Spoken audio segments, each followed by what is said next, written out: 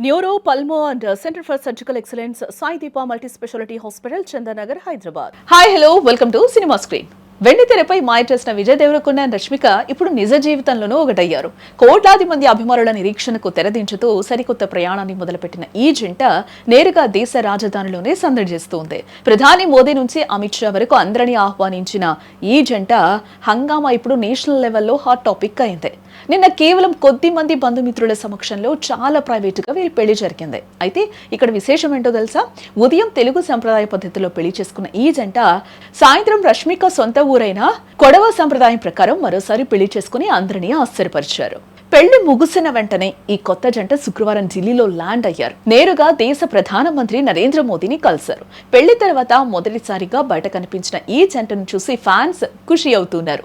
మోదీకి తమ పెళ్లి రిసెప్షన్ ఇన్విటేషన్ కార్డును అందించి మార్చి 4న హైదరాబాద్ లో జరిగే వేడుకకు రావాలని కోరారు. విజయ్ దేవరకొండ మోదీతో మాట్లాడుతున్న ఫోటోలు ఇప్పుడు నెట్టింట రచ్చ చేస్తున్నాయని చెప్పుకోవచ్చు. ప్రధానిని కలిసిన అనంతరం ఈ జంట కేంద్ర హోంమంత్రి అమిత్ షాను కూడా కలిశారు. రిసెప్షన్ కు రావాల్సిందిగా ఆహ్వానిస్తూనే ఆయన జ్ఞాపికగా ఒక అందమైన వినాయకుడి విగ్రహాన్ని బహుకరించారు. అమిత్ షా కూడా ఈ కొత్త జంటను ఆశీర్వదించినట్లుగా తెలుస్తోంది. పొలిటికల్ సర్కిల్స్ లో కూడా విజయ్ రష్మికల వెడ్డింగ్ ఇన్విటేషన్ పర్వం ఇప్పుడు చర్చనీయాంశంగా మారిందని చెప్పుకోవచ్చు. మొత్తానికి వీరి రిసెప్షన్ కు సినిమా వాళ్లే కాకుండా రాజకీయ ప్రముఖులు కూడా ఈ వేడుకకు భారీగా తరలి వచ్చే అవకాశం కనిపిస్తోంది.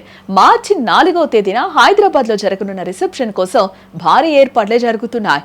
ఈ వేడుకలో టాలీవుడ్, బాలీవుడ్ స్టార్లతో పాటు ప్రధాని కూడా హాజరవుతారా అని ఉత్కంఠ నెలకొంది.